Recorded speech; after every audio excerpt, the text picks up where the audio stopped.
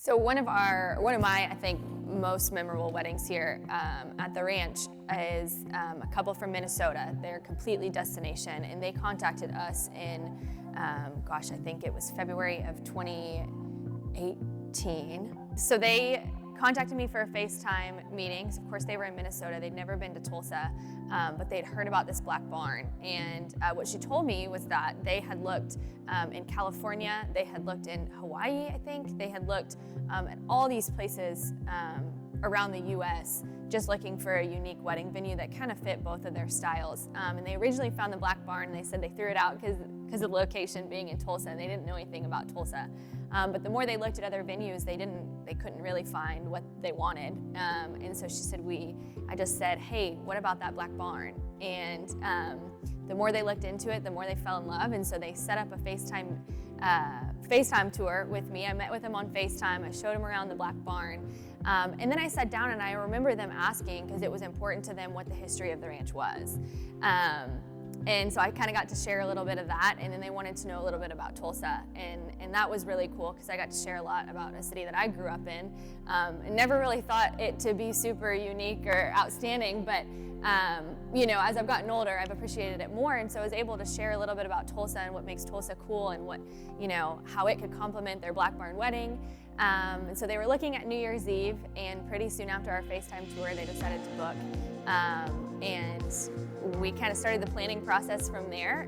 I don't do full service planning, but one thing led to another, and she actually asked Brahman and I to plan the wedding. And with it being a destination wedding, just kind of a unique situation on New Year's Eve, we just decided to do it. And it was a blast. They brought, I think, about 50 or 60 of their closest friends, all traveling from Minnesota. I'm not sure any of them had been to Tulsa. And I remember being kind of nervous before all of it, just hoping that it lived up to everyone's expectations. And gosh, to this day, I am like friends with some of their friends on social media, and they talk about how much they loved Tulsa and loved the Black Barn. And I just kind of remember being in the venue that night thinking like, wow, all these people traveled all this way on New Year's Eve to celebrate at the Black Barn, and they trusted us to host it, to plan it.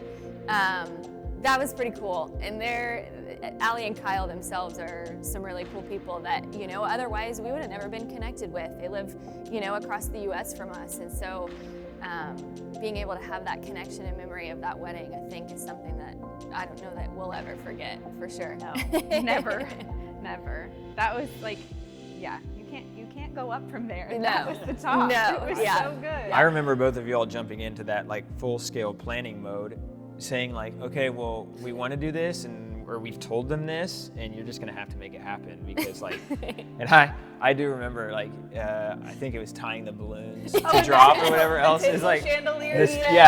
All of your. Like, I mean, here's the thing: you're just gonna have to hang for this. You're like, couple. I don't care what has to happen, but we're gonna gonna do it, and that's kind of always been our mentality. But for that wedding, it was like really eyes on us, and we started to come up with stuff that we've never done before, but it was fun. We said it was so perfect we would have to never plan another wedding again. Yeah, because you started and stopped on like the full-scale planning. Yeah. Don't do that again, but it was a blast. What was cool is I had someone come in the very next week, like the first week of January, to tour, and they had seen that wedding, and she booked for New Year's Eve of this year. Because she loved that wedding so much. So we might have to repeat. Yes, I think we've retired our planning, but I did think that was pretty cool. And sometimes I have people mention it. They mention the certain elements, the ghost chairs, or this Black Barn wedding with all the candles, and I know exactly which one they're talking about. And I usually like to share that story, like, oh my gosh, that was a destination wedding, and people are always kind of amazed to hear the story too. So that was cool too, just because it opened up the opportunity for us to realize that destination weddings could be a thing for Oklahoma. You think of Oklahoma and you're like, okay, why do we want to get married there? But it could be a thing for Oklahoma, and it could be a thing for Tulsa, and it really was starting to open up a big market for destination weddings.